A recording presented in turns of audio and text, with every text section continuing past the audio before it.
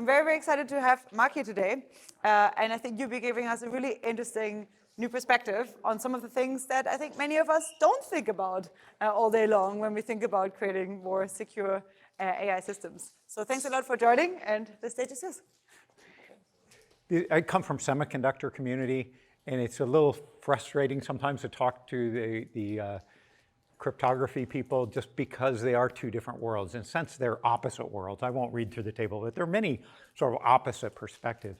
But I find that when there's a disconnect between two communities, that's often the most fertile ground for improvement in communication. Does it matter? Ultimately, your ID, your root of trust, the very root of the root is typically a semiconductor. And I think a lot of times user experience and performance of that system is actually constrained by things down at the silicon level that people don't even understand. The limit on availability of technology, especially limit on market that brings semiconductors into being. So I think it's an important topic. So what is wrong with off-the-shelf semiconductors? Why can't you just buy chips, do software? Well, you can't. I focus here, I don't want to get too complicated here, focus on like small client-side device. You can think of like a wallet or 2FA dongle or a wearable, this kind of thing. It gets more complicated from there, but typically you would see in those drawing from two types of chips. One's a consumer MCU, very flexible, open dev kit. There's probably one in this microphone, one in this, they're everywhere. 30 billion units a year market. Very easy to use. They do not have physical security. They will sometimes have rudimentary logical security, but of course, once you disrupt the logic with glitching, injection, so on, it doesn't work anymore, right? So flexible, easy to use, not really secure. The other is the commodity market of the chip you buy coffee with at Starbucks. Those are highly optimized to do decades-old function at absolute minimum cost. They're not very flexible. Of course, everything's stripped out except for that function that you need. They're also not open. They are the most secret semiconductors, security by obscurity. Even the NDAs have NDAs. So not ideal as a platform for innovation, right? So do we need a platform for innovation? I'm not going to go into this because I read that book, Gaming the Future. It says everything I could say about the topic much better than I could say it. So I would just say yes, yes, yes. Great applications for innovation. I will maybe just elaborate on a couple additional points. I think that multi-party computation has a lot of potential. Particularly, I think people are limited in their thinking by the lack of availability of cheap semiconductors that can do this. If you could do an MPC calculation in a $2 device, would that change your architecture? I think it might. So, great balance between convenience and security. There was a lot of discussion in the book about institutional use. Well, institutions are basically a group of people, and so it's inherently already multi-party. I think it's a great fit for institutional operation. Another thing that was touched on in the book is, kind of the thought left hanging, well, if we create all these software systems, aren't we then just trusting the semiconductor maker and the supply chain there? To which I would say, yes, absolutely, that's an enormous problem. As I said, these are the most secretive semiconductors in the world, the secure element. Exact opposite of Kirchhoff principle, that everything should be open except for the secret information.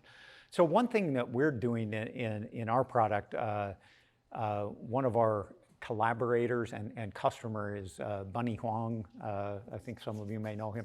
So working with him, we're publishing under an open source license a lot of the core RTL. So you could go run it on FPGA, look at the result. You could run it on the chip, verify you get the same result. Also, that and some other of the users are taking a chip scale package, so you bump the wafer, turn it upside down. Now you have the bare glass on the back.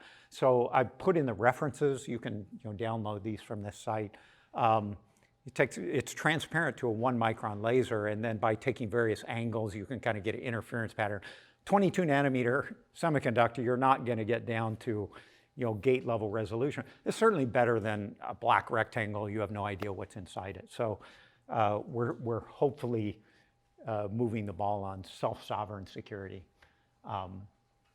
Another thing I hear a lot, well, is hardware really important? Can't we make software so sophisticated it doesn't depend on hardware? Well, I think the very root of your identity, really, the classic three bins are things you know, things you are, and things you have. I would just point out the performance on things you know and things you are pretty bad in terms of the permanence, the reliability. They're really terrible. They're very convenient, but the performance is terrible. Hardware, of course, is less convenient because you have a piece of hardware, but the performance is not even the same ballpark. Entropy, permanence, reliability are excellent. So I think mixing these is a way forward.